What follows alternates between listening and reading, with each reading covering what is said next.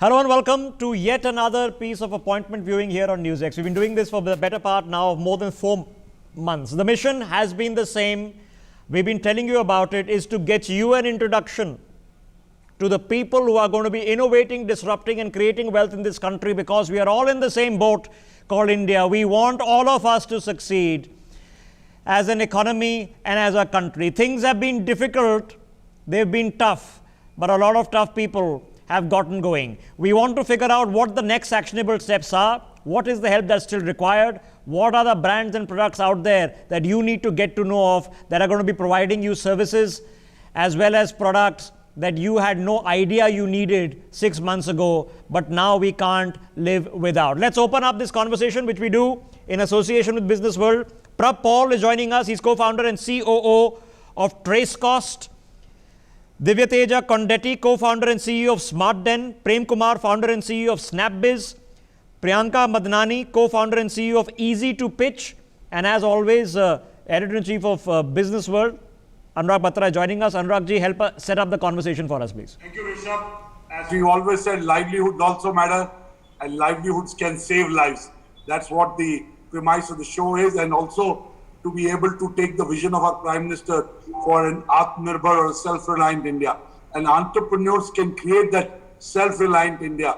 So let me start by asking Prem. Prem, your company and your offering is enabling the last mile retailer to be able to fulfill the demand that is coming in e-commerce, to tech enable the retailers.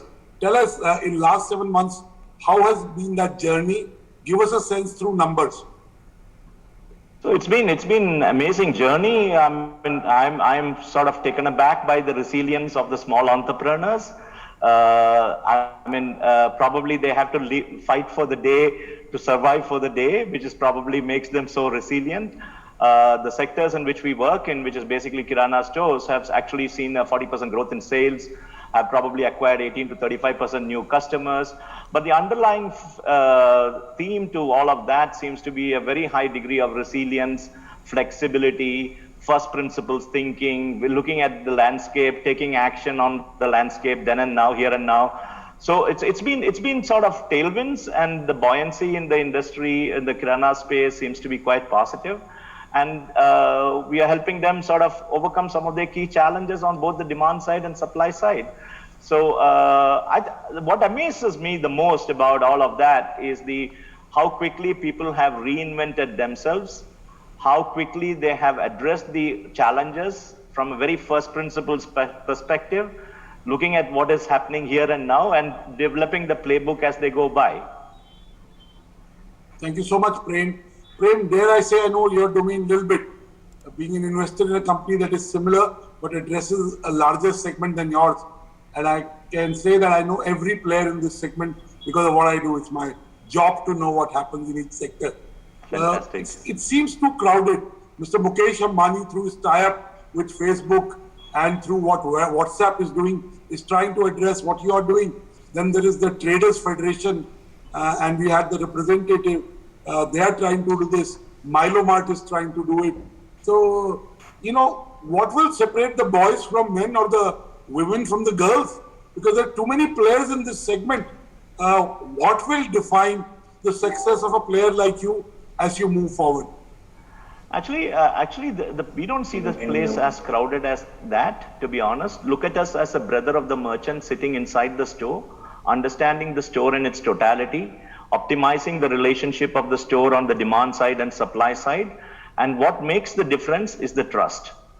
And at the end of the day, the trust is. Are you saying the larger players will have the data of the customers, and are the shopkeepers or the retailers afraid that somebody may then approach their customers directly? Possibly. I don't know that. I don't want to answer. So the question is that every merchant is thinking who is a white knight, who is a Trojanos, right?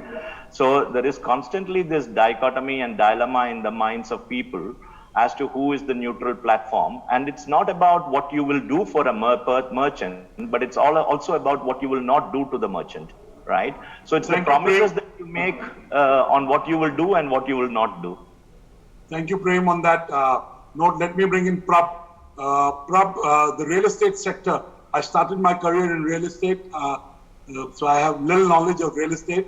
I'm not a player like you, but we also for the last 17 years own India's #1 real estate magazine, which I started, which is now a digital platform. It's called Reality Plus. So I have roots in real estate. Media is also real estate. The content is the product, so to say. But Prab, tell us a bit about what your company does and what is the pivot in the last 6 months that you and your company have done, and how do you see the business over the next 3 to 6 months? Oh, absolutely. So, like you said, you already have a lot of experience in real estate, and you'll understand that it's the second. I definitely have less hair than you. I don't know about experience, but I definitely have less hair than you. Right. So, it can be a tricky industry for a lot, and so therefore we've realized that while it's one of the biggest, contributor to the GDP for our nation, it's a very labor-intensive market. But in the last 6 months, it saw that the industry was going to a standstill because of reasons well known due to COVID. And therefore, what we look at is the redefining of business in real estate construction industry. And what better than a project management software like a trace cost. So that's so where right. we are. And you're so right. A lot of cost delays because of project overruns in real estate are huge. In fact, I met a very wise man. He's 92. He set up NTPC in 1976 when he was in the 40s. And he said to me, he wrote a book 5 years back on how India's economic growth is linked to project management. If we can manage our projects well, large projects, for example, there are cost overruns. And, that lead to wastage, that lead to delays, that lead to the cost of the project and the cost of capital going up. So project management for real estate can be a big, saver, so to say, for the real estate industry. And tell us, what is the kind of impact you had? What is the kind of impact so that you had on the right. Go ahead, Prab. So what we've done is, for example, within India itself, so we've had an exclusive contract with JMC India Projects, which is one of the top 5 contracting firms in India, and they've started digitalizing. In fact, from March, I don't know if it was fortunate or what, but they started just before COVID, and digitalizing almost about 100 odd sites, and these are large infrastructure projects. So therefore, in terms of right from your reporting to scheduling, quality and saving lives through EHS modules, what happens that like you said, you're just reducing your bottom line. So you're removing all the inefficiencies and the mismanagement which is there in one of the most unorganized sector in our country. So therefore, collaboration would be the key, and what better than a digital medium? Thank you so much. And dare I ask, Prab, technology in some way can be an enabler, can be a driver, but it also can be a divider, so to say. And I'm not talking of affluence. In spite of being affluent, a lot of companies being profitable, they have a very traditional mindset. So is technology in real estate adding to the profits, or in some ways it creating a digital divide between players who adopted and players who haven't? From my experience, I'm going to say something which may not be the right thing, but in construction industry, what happens is that the problem is not the junior management, which is technology-wise handicapped. The problem is the middle management, who does not want transparency within the sector. And when you don't want transparency, you don't adopt to technology. Even larger firms work like a pop-in-mom store, where a lot of decisions are taken by the senior management. But now with the initiatives of the government, may it be demonetization, may it be the RERA bylaws. In fact, Prime Minister Modi also announcing 2019 as the construction technology year, and then requesting all the larger players to adopt technology. The question does not lie on the government now. The question lies on the private players and then leading players within our Indian economy of how they are going to be resolving these challenges. And then the best way is not that you have to invent the technology. That's already there. We have to ensure that how are we going to be implementing in a very, very labor intensive market like real estate. And Prab, if I may ask you two follow-up questions. One is construction activity. To what extent is it back? If it was at 100 in February, where are we today? Okay, so fortunately, last 2 months has seen a lot of movement again because of not having proximity of people around, labor issues, a lot of logistic issues within different states. The projects were on a standstill. But unfortunately, fortunately, it is also a living or a livelihood matter for a lot, and therefore people have bounced back on projects. And the availability or lack of availability is no more an issue. And therefore now a lot of projects have started again, and these are of varied kinds, right from road network projects to residential to commercial projects. And we've seen a new trend, in fact, which is initially the projects which were kicking off were on the central district of metropolitan cities. But now the projects which are on the outer side of the city limits are seeing faster development, right? Because people are now moving towards outer city limits, and then they've understood that it's easier to work digitally, and then therefore now projects of these nature are seeing faster progress. And Prab, we saw the migrant labor issue. How much of the labor is back, and have the labor rates gone up? Fortunately, what leading players within the country who make a lot of impact and are responsible to the welfare of the migrant laborers, they've started making necessary arrangements for them, may it be with respect to accommodation, may it be with respect to food and shelter, and then may it be with respect to health and then medicine or medical amenities. So these factors are taken care, and then that's making a huge impact in terms of the availability of manpower. Thank you, Prab. Priyanka, let me ask you, how have been the last 6 months for your business? What is the pivot that you've taken, and how do you see the next 3 to 6 months for the economy and for your business? Thank you, Mr. Rizvi, for asking this question. So I was always, since the day one, being virtual, catering founders in different demographics, just sitting in Delhi. So the COVID has been a good thing to me, because now people know that they don't have to have a physical face-to-face interaction when it comes to their business, like a business kind of where this kind of services that I give, which is grooming of founders, mentoring them, or making them ready for the pitches to the so that they are able to present their idea or story in front of the investors. So they understood that now it's okay if you are not going face-to-face but virtual, because there is no other option. So luckily, I'm grateful to tell you that my business went up, and to cater more and more founders to go to 2 to 3 tier cities. We actually came up with a lot of ideas where we are in the pivot phase, where we can automate something and capture those founders virtually only, who want to have certain guidance to make themselves ready to present themselves right now to in front of anybody, not investors but anybody right now on this earth, to just put their startup story. So I guess this COVID period has been a good growth for us.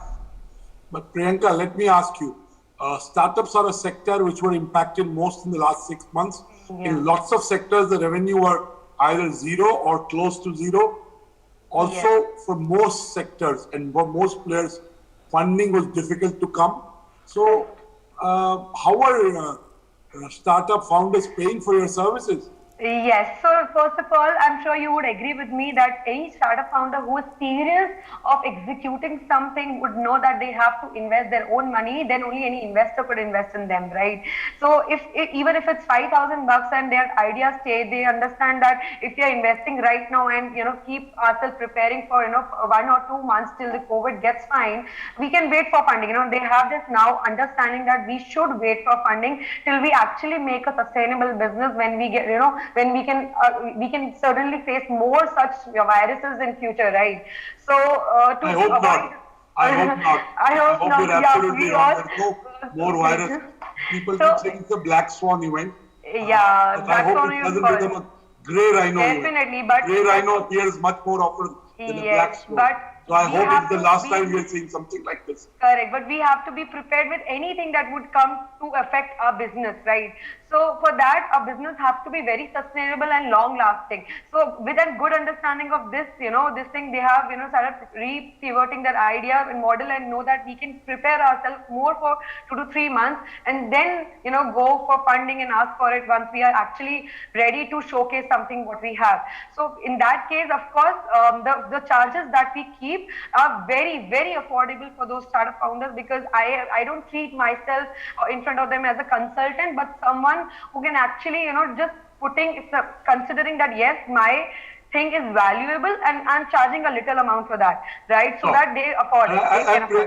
I definitely feel like I pay for a yoga guy because I make sure I get up in the morning and do the yoga. It's a site.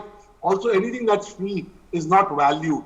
And third, if you really believe in yourself, you invest in yourself to grow. So I'm totally with you. I want to ask you a very direct question and I want a very honest answer. Priyanka, have you seen entrepreneurs around you benefiting from the economic stimulus?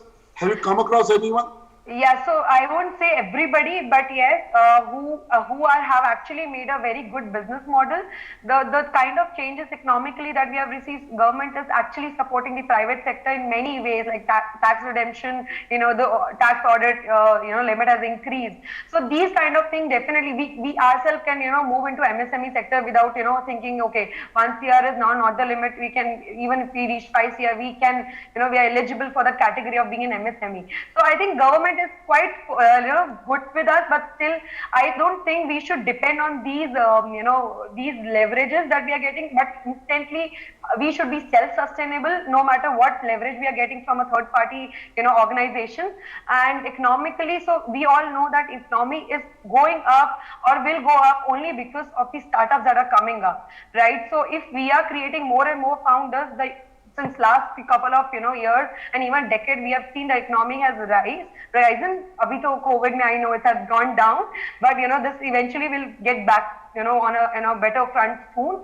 And startups are definitely the right the upfront players who will increase our economy in India, definitely. Yeah, the startups of today are the big. We look at where Flipkart is in the last 10 years. Look at in the last 4 years where Byju's is. So clearly, you never know from the startups you're mentoring which ones will become the next Proficon. These days, they don't use the word unicorn, we use the word profitable unicorns. And I'll come back to you on what is the change in the mindset of founders that has happened. But let me bring in Divya Teja. Divya Teja, tell our viewers a bit about what your company does, how you're seeing the way ahead in the next 3 to 6 months, and how have you pivoted in your business? Divya Teja Kondeti. Yes. Good evening, everybody. Thank you for this opportunity, Anurag. Yes, our startup is all about making homes smarter. We are a smart home automation technology platform where we are building a mobile application and we provide complete end-to-end 360-degree services to a homeowner, either it is an existing home or a new home, where we bring in the technological aspect where you don't go into the traditional home automation per se, where you need to do wiring, where you need to do drill holes in your existing homes. We bring in the wireless technology and we bring in the retrofitted solution which can be automated in a home in a day. So in the next 3 to 6 months, we are focusing very much on our app, which we are building it up right now as we speak. And in our business, we are looking at the sector of our new home buyers and the existing home buyers who are coming out into the market. Teja, smart homes is a luxury, in some way. Yes. Do you really expect in the time where people are only spending on essentials and what is needed to spend on smart homes? Or do you have a contrarian view? Yes, absolutely. You're absolutely right. That's our whole motto of bringing smart homes into the market, where it's an affordable luxury. It's not a luxury anymore. That sounds very oxymoronish. Latest business world issue is a luxury issue, but it sounds, affordable luxury is by definition not luxury. If it's affordable, it's not luxury. But go on, Divya Teja. Yes, you are rightly said. When we are only spending on the essentials right now, your perspective on smart homes is a luxury where you wouldn't want to spend, but look at the perspective of how we look at homes. The major touch point. Suppose a viewer is watching, they bought a 60 lakh home in Bombay, which is really affordable. I mean, Yes. it doesn't, or a 45, 50 lakh home in, let's say, Noida, a flat. How much money one needs to spend to call that home a smart home? And One and a half the, lakh. what are the essentials of a smart home? Please qualify and define those for the benefit of our viewers. Absolutely. So, so we bring in when we say affordable luxury, it is affordable. When you compare with the actual model, we charge 1,50,000 rupees for a 3 BHK home, which is a 60 lakh or a 60 lakh three bedroom, as you mentioned, or a 45 lakh. That's the only thing that a homeowner should spend on. And what do they get in that 1 lakh? Yes. Is there a security access? Is there CCTVs so that you can see each room? That's very basic. Yeah. What else do they get? So the end customers do get around 16 products and 9 different type of devices. When I talk about devices, the things that we use in our daily life, starting from the smart lock, you get a smart lock, you get a smart switch, you get a smart outlet, you get a smart camera, as you rightly said, and you also get smart fan And control. there is complete integration. Yes. You can manage things remotely. So Yes. these days we are mostly in the home. So I Yes. think we need to manage other things remotely and not being in the home. We'll come back to you, but let me go back to Prem again. Now, Prem, give us a sense of how many Kirana store owners are there in India. And what is the size of this digitization in e-commerce opportunity? So there are roughly about 10 million Kirana stores in India, of which roughly about 3 million of them fall into the potential digitization category because they fall about their business is about 5 lakhs a month. If you were to split it further, you got about a million of them who are at about 10 lakh plus per month. And you have a 2 million, which is between 5 to 10 lakhs per month. And the long tail is about 7 lakhs, which is about a lakh of rupees per month or 2 lakhs per month. So that's the kind of thing. Now, digitization has been taking a very rapid pace of absorption and consumption, adoption at this point of time, largely because of the fact that it is adding value to them materially, measurably in the very short run. Because for a Kirana shop owner, it's not about what 2025 looks like. It's about the here and now, this month and the next month, right? And what digitization, see, a lot of marketeers want to spend a lot of money on the Kirana stores. Unfortunately, they are not able to measure the impact of their spend. And that's why they are not able to capture the value of those inputs that could have probably come to them. So digitization, in my opinion, is going to be in the A-class stores would be about 70 to 80% of the stores, which is about the 1 million stores. It probably will be about 50, 60% in the 2 million stores of the B-class stores, and probably 20, 30% in the smaller stores, right? So that's the level of digitization, and all of this is not going to take too much time. All of this is pretty much going to happen very fast, largely led by the fact that you have to pivot yourself to service the demand on the consumer side, because the consumer is moving at a rapid pace. And on the other side, if you want to capture value from the supply side of your business, you have to be able to digitize. You have to be able to give measurables and matrices back. If you have to ask somebody for money, it's simple. You got to account for money, right? If you can't account for money, nobody is going to give you money, right? Whether it's the money in the form of rupees or whether it's the money in the form of promotions, right? Whatever it could be. So I'm very bullish and optimistic about it. Okay. I mean, we are seeing absolutely no problem in scale up. Our challenge is only reach. So we are now, partnering with some of the largest companies and the financial service players to get the pan-India reach very fast. In the cities in which we are, we have a 30-35% share of the market of the digitized space, and so I'm very Prem, I want to ask you bullish. one question. 1st October, the first 1% TDS kicked in on e-commerce, which also applied to the Kirana stores, anybody who does e-commerce. What's your point of view? Do you think the government will do away with it because it kind of de-incentivizes the Kirana player to get online? Yeah, I think this will have to be revisited, or probably will be revisited, because it's contrary to the trend in which you want to digitize the country. It's contradictory to that fundamental principle. And even going forward, if you're talking about the small merchants place in the SME space, which is the backbone today, during the COVID time, what has been proved beyond doubt, and we have been celebrating the unsung heroes, which are the Kirana stores. They are the ones who are really keeping the 1.3 billion population going, right? E-commerce and grocery specifically has not reached beyond the top few, the 20-30 million population of this country, right? Absolutely. So you know, we are very far from that. And grocery as a category, the shopper behavior is very different. 90% is fulfillment, 10% is shopping and discovery, unlike say other categories. So the unit economics is, and India is a very well-oiled machine in terms of consumer goods, right? Companies have invested 25, 30 years ago building this infrastructure and railroad of distribution. Okay. It's a very, very, in fact, all right, guys. I'm going to have to sorry to just interrupt this conversation. We need to take a break for a, we just need to take a break for a minute. Shampoo for 1 rupee and wash long hair, right? So there is a fabric of efficiency that we have built in this country, which is amazingly which good. exists, and you're probably right when it comes to a lot of people shopping online. Either they're going for high value products or they're going for products that are not easily available in the local market, which you can't get a phone call and get anyway. So let me take it a step ahead. Prab, let me begin with you. Now, when we are looking at bringing upon something that is going to replace the value loss we've had in the past 1 year, where is the replacement coming? You are working in a cost efficiency area. Is there something that can actually replace, in terms of sheer cost efficiency over the next 3 or 4 months, real losses that have taken place over the last 6? Oh, absolutely. See, most of the people and organizations do understand that cost is the final product. What we need to work is ensuring that there is no duplication of time and efforts, which will result in saving you the cost.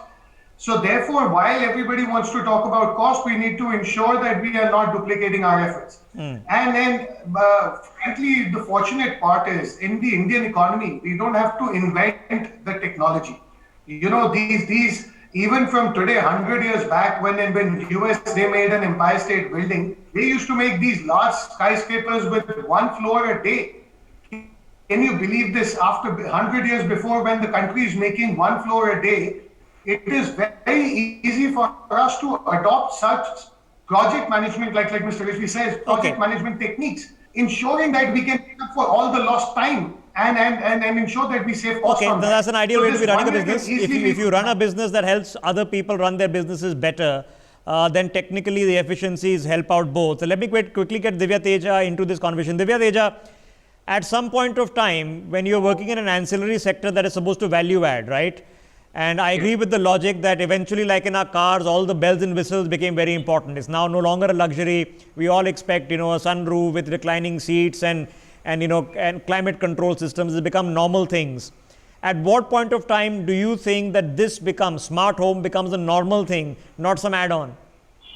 Well, as you rightly said, it will take time to inculcate that concept of making it a normal thing, but I wouldn't see quite far away. I would say in the next 2 to 3 years, we will accommodate that. So what is the sector here? Is there a sectoral potential? Are you guys just calculating that, look, these many million units have to get sold in a year, and if you can convert 5% into smart homes, we have a business? Or is it actually a sector growing here compared to what's happening in more developed real estate markets?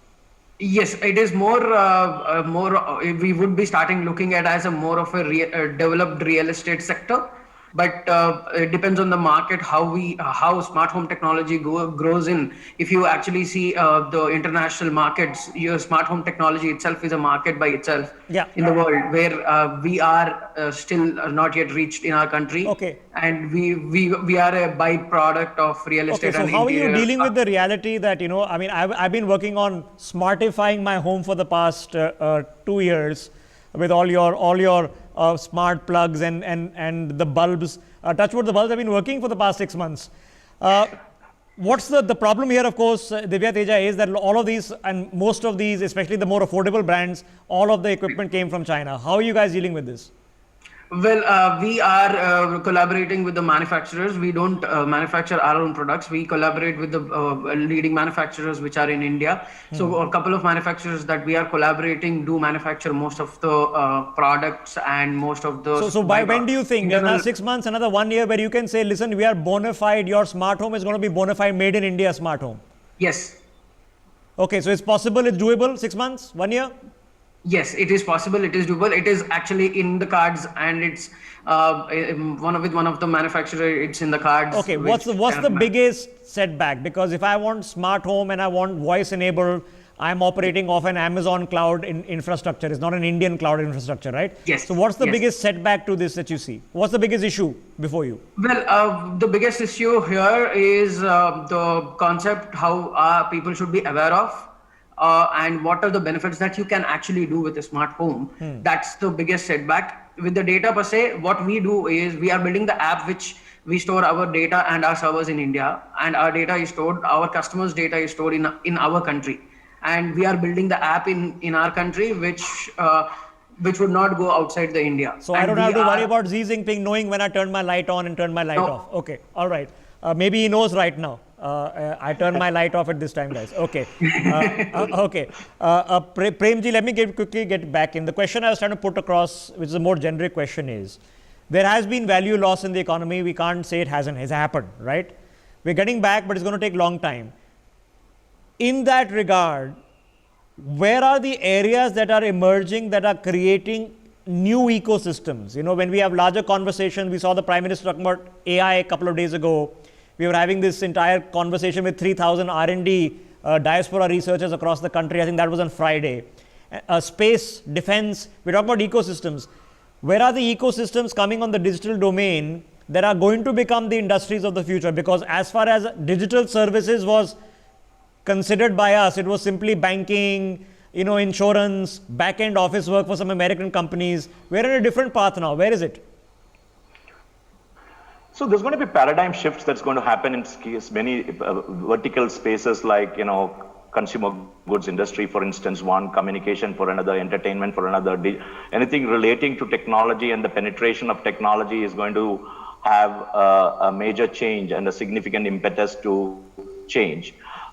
Democratization of digital connect has happened to a great extent, but now the next wave is going to be democratization of data and digital.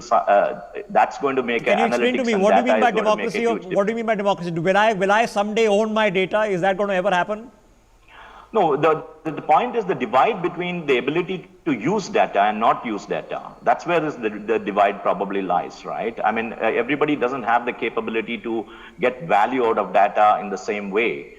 So hang on. Let me put that out over you. So you are saying that a company, which is a small company like Divya Teja, this is on an upswing in India, initially will find it difficult to take on Amazon Alexa, right?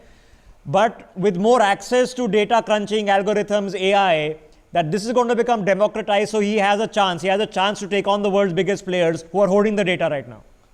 Absolutely right. And he not only has a chance because of it, because of the connectivity also, he has the ability to now interact, communicate, and intelligently interact with consumers and or channels to be able to disrupt the system. Okay, so you mentioned trust deficit. How do we earn back trust deficit? Premji. The trust deficit is not earned that easily. It is earned through what promises you make and what promises you keep. There's no simple magic formula for trust deficit. It's one of the most complex things. In fact, many times I wonder why is there not a chief trust officer in most companies. So trust is something that you build. You can't just. Is there a trust deficit, not just China related? Is there a general trust deficit, you know, with the big conglomerates, Facebook? Does it affect business? Because you mentioned that it might be disincentivizing people. Because we have a trust deficit even with aggregators in this country. And you mentioned, you know, a restaurant, F&B is a great example of that, where there is a trust deficit with aggregators. Even your mobility aggregators have had trust deficit with their own, you know, people, end users in the end. How do we get past that? So, I mean, that's a very complex question to answer, to be honest, because getting across trust deficit largely comes from the transparency that you have. The culture, right? The value systems, the culture, and it's all about not just the promise you make to a customer, but it's also about the promise what you will not do to the customer. You got to be transparent and upfront about what you will do for somebody and what you will not do to somebody. Okay. As long as that fundamental principle is very transparent and out in the public domain, and you okay. So more entrepreneurs need to do that. Priyanka, now on two fronts, when you're advising entrepreneurs in this current situation. One, of course, Anurag will, I'm sure, take up with you in a bit, is about trying to ensure profitability for a chain, that burning money era is over. And the second, of course, is the utilization of data. What everybody seems to be mentioning, three of them are working in areas that are going to be very hard data driven. Is there democratization happening of data? Are companies in India understanding that data is their friend, but at the same time, when they use data, they have to have trust? Correct. So this is a very interesting topic altogether to when we talk about trust, because yes, to build a trust, we need a transparency. But if we are catering something, if I talk about my industry, if I'm dealing with some services, I know that founders will only go and, entertain those people whom they trust, right? Whether it's a mentor, it's investor altogether, right? So transparency is definitely number one. Number two is like what you are giving as a value addition in their life. Like no matter, it's a tech industry, it's an e-commerce industry, irrespective of what industry it is, if you are fulfilling their needs, an immediate need, they will definitely go at certain extent to create that trust with that person before taking that, But services. when you're dealing with startups, and facing lots of myriad problems in this country, and they'll remain, are you then advising them, okay, that these are the specialists you need to go to who are going to sort out your digitization data backend, and this is going to value add 10-20% of cost savings, or perhaps value add to your product. So you have to do this, guys. Is that become part of the conversation? Definitely, because we at early stage, we know that we have to be very cost effective and have to be very, putting money in the right place. If I know that you should not spend, 30,000 bucks in this service, and in fact, you should go to that service that is helping startups in whatever it is, even if it's a tech or data analytics, you should go for it, because in the end, it's a long run thing. You have to run a show for a longer number of years. Okay. You cannot lose up so everything quickly, when you are advising people, or you're part of conversations and when others are advising people, what is the judgment call that entrepreneurs are making? That where do we want to spend money? It's a worthwhile investment, and where we can cut back on, because to spend the money, you have to save somewhere else. So founders are very smart right now, because when I was like a decade before, starting my entrepreneurial journey, I was spending money like anything without having knowledge. If you can, cut the cost with this kind of a vendor, that kind of vendor. But now the times have changed. The founders are going smart to understand where they have to spend the least and make the best value out of it. Okay, so I'm just trying to get a sense before I hand back to Anurag. We have about 50 minutes. Prapal, have we broken the back of the thinking mind space issues that we had in this country? That the better products are all global. If it's made in San Francisco, is better than made in Noida. We have to trust foreigners than we trust Indians. So a Google data server under the sea is more trustworthy than the data center in Bengaluru. Have we broken that trust factor, that we can trust ourselves as much as we have to trust foreigners? Oh, absolutely. I think so that in real estate, fortunately, we've not trusted the global brands so much as we would want to have the Indian brands. And why I say this is, while if this was true, if we trusted the global brands, we would have been using a lot of technology which was available globally when it comes to project management in construction. And the reason why it's not been used, because it's a very typical industry in itself. And therefore, a customized, simplified solution is needed for the Indian real estate and the infrastructure industry. Okay, Prapal, Dimag ki batti kholne mein, how difficult is the task that you guys are facing to get them to understand that this is good for you? How difficult is it? Well, it is not difficult. Most of these companies and organizations, they are dealing in big numbers and in a lot of internal and external factors, right? So therefore, they understand that they have a problem. They also understand that they need a solution. But when they will find an appropriate, simplified, and yes, India is a very cost-sensitive Have you done market. case studies, So Prabha, as in how much efficiency does data management help in? I mean, does it give a 1% benefit to the bottom line? Does it help 10% benefit on the bottom line? How much does efficiency like this actually help? So in terms of, it'll be a hard sale if I start throwing numbers now. But I can quote numbers from leading consulting firms like McKinsey, where the inefficiency comes from anywhere between 5 to 25%. Now it may vary from organization to organization. Correct. And therefore, for us to say how much of efficiency, no, of course, it depends. An already efficient organization will benefit less, and one that's really working will, of course, benefit more. Okay, Divya Teja Kondetti, what is now your prediction for this country? Not in terms of what Anurag is going to ask you, which is going to be about the economy, but now are the areas that are going to explode, the places where we have opportunity. Is it artificial intelligence? I don't know. We can't seem to get 3D printing going in this country. It's become ubiquitous in other countries.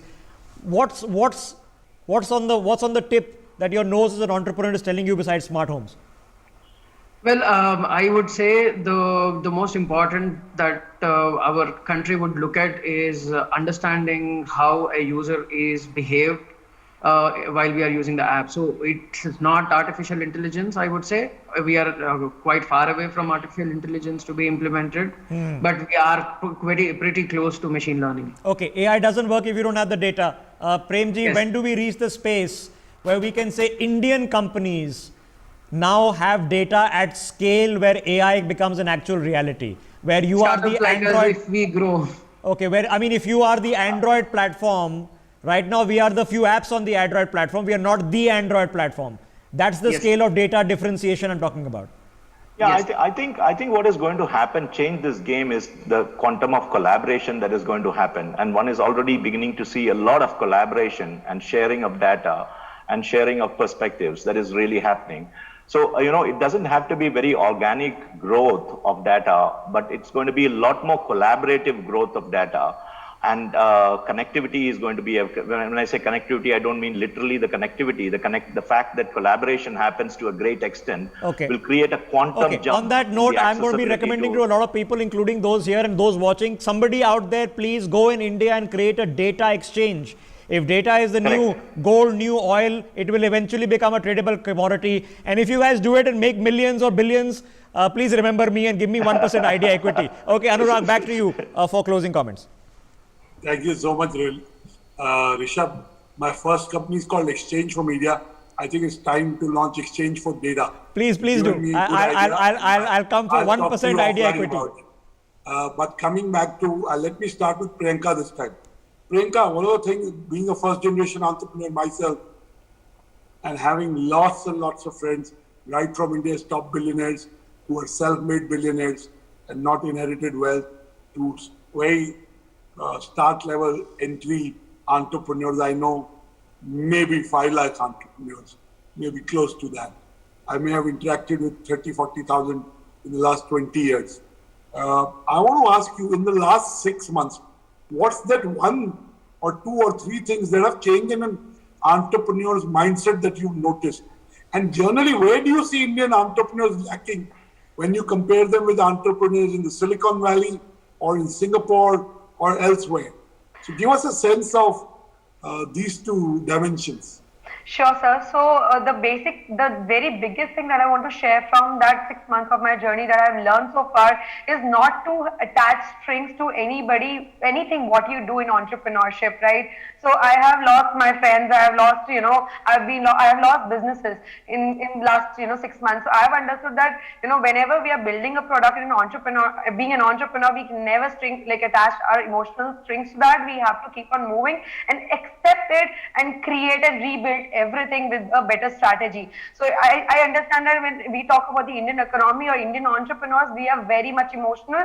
We have to change that thing. Passion is one thing, but there is a thin line between being passionate and being emotional. So this is a big change that Indian entrepreneurs have to have as compared to the entrepreneurs that are from Singapore, Malaysia and other continents. So this is the biggest change that I have felt in last 6 months during even the changes that have been occurring in the ecosystem, startup ecosystem altogether. Okay. And, can you tell me, as an entrepreneur, what have you learned in the last 6 months that you didn't know while you are a coach to entrepreneurs? Tell us what has changed in your own mindset. Yes, for me, when I talk to founders and tell them that the scalability is very important whenever you go out for the investment firm. So I myself as an entrepreneur and after founding Easy to Pitch, I have realized that I have to, while guiding, I have to understand that I need to scale as well. I cannot be a 20 member company, but I have to grow into a 100 member company. Are you thinking of productizing what you do? Yes. So that was the change. Scale up means productization. Yes, so as we a have service, you have a limitation. Yes, for that. So I have entered into tech space where we will be building a first SaaS platform for automating the pitching capabilities of the founders, and that's the new thing that in me that I've started learning the tech and dealing with a lot of product guys, and we are in the process of launching that prototype soon. That is a new thing in last 6 months for me that we have to scale right now. It's the time. And it's an equalizer. So if your Yes. thought process and your execution can align with the environment, Yes. you can be bigger. It's Correct. not about resources right now, it's about ideas and relationships. Correct. And I also want to ask you, when do you see the Indian economy coming back in full bloom? When do you see demand coming back in full bloom? 6 months, 12 months, or 18 months? So I think demand has just started. The things are coming on track back. But if I may be contrarian and say it is a pre-festive demand, it will be there another 40 days, and we don't know about whether the demand will be there post that or not. So in my industry, I guess the finance industry is coming to boom in next financial year. And what makes you believe that? Because I'm already, facing that in last 2 months, I have seen my 200% growth is just increasing every month where founders are looking for certain services or certain expertise, right? So I can see the demand that I from 10-member team, I've grown into 25-member team. That shows that I have to cater more and more demands that are coming up and, with the growing of the startup ecosystem right now. Divyateja Kondeti, what's your top lockdown lesson? And when do you see the Indian economy back in full bloom? 6 months, 12 months, or 18 months? Yes, my top lockdown lesson was that I've learned that things don't be like the way you expect to be, and you have to learn to be ready and faster to change, to accept. Agile. You have to be agile to be Yes. taking decisions faster than you ever did, at a shorter decision cycles than you ever did. Yes. And When you see the economy coming back, I would- qualify your answer. it depends on the sectors, I would say. Of course, they say there is a K-shaped recovery, which means some sectors will grow very fast and other may not grow or may degrow even in the future. So, of course, it depends on when the vaccine will come, when the COVID tapers off. We still don't know. In Canada, there is a second wave, So really, we'll have to be conscious of the environment and be very agile. But what's your sense seeing whatever you have on your plate right now? I would say in our sector, we are on a very turmoil. It's quite slow, but we see in the next 6 months, we would be able to grow in terms of the market that... The residential sales have started to pick up. Dare I say the millennials for the first time have seen the value of a home because they spend much more time in the home than they ever did. And they've saved more. A lot of those who had jobs, so their parents or their families may actually push them to buy homes. So over the next few months, and with Navratras coming, you'll see sales of automobiles, homes, everything going up. Okay. Anurag, I need to take a break in a minute. You're a veteran. What's your top lockdown lesson? And when do you see the Indian economy coming back in full bloom? So for me, the top lesson has been the power of human resource capital of a company, right? I mean, this COVID has taught us a lot about the power of a human resource capital, resiliency, the capability to look at things, strip down things from a first principles perspective, reassemble things very fast, agility. So that's been a major, major learning that how much can people do when push comes to shove, right? So that's been a great lesson for me, the power of the human resource capital. I think the turnaround of the economy, I don't think is going to take very long. It just needs some side of a sentiment impetus, is what I really believe. It needs an upswing in the sentiment. Sentiment impetus. That's a nice word. Sentiment impetus. Yeah, I think. How do you think that sentiment impetus will happen? I think a little bit of a good news, generally a good news, propagation of good news will make the things buoyant and positive in terms of energy. I think we are sort of beginning to learn to live with COVID in a way. We are sort of getting adjusted to the new normal. We have also sort of reinvented, most people have reinvented their lifestyles everything about them. So I'm actually quite optimistic about the situation. It's probably because I work a lot with kirana shops, which have reinvented themselves dramatically well and have done very well. And They've been our lifeline. All right. Anurag, 1 minute. We got 1 minute. Yeah. Go ahead, Prem. Sorry. So I said, look, my point is that the sentiment impetus is what is going to be the tipping point to things coming back. Of course, there's macroeconomics and microeconomics that will play out depending on various industries and so on and so forth. But I think the most important thing is going to be the sentiment impetus, which is going to tip the needle in terms of conspicuous consumption going up. And we are a consumption-driven economy, so obviously that's going to be very crucial, right? I really believe that it's not too far away. And define that too far. 3 months, 6 months, 12 months, 18 months. Yeah, I think south of 12 months, between 6 and 12, as fast as, I mean, we just need a few good newses to happen to be jumping around and doing things. That's what we are. That matters the most. Yes. Yeah. And Prab, you have the last word. What's your top lockdown lesson and when do you see the economy back in full bloom? Right. So, for us personally, we've been slightly old school and we felt that you need to be physically present for all the works. So we've learned that working virtually is possible. You mentioned Canada. I was there for 3.5 months, just landed on the 2nd of October. And then we've been working virtually with our Indian team and also expanding on the Canadian region. So we've learned that to work virtually. And I agree, Prab, I don't mind. That the more the digital immersion happens, the value of physical contact, face-to-face conversation, and what you can get out of a physical conversation or a work-related engagement gets better. That's my personal view. Yeah. Go on. I can't agree more. I absolutely agree with you on that. And so therefore you've got a flip side to both angles. And yes. Okay, perhaps 6 months, 9 months, 1 year, how long before we're back?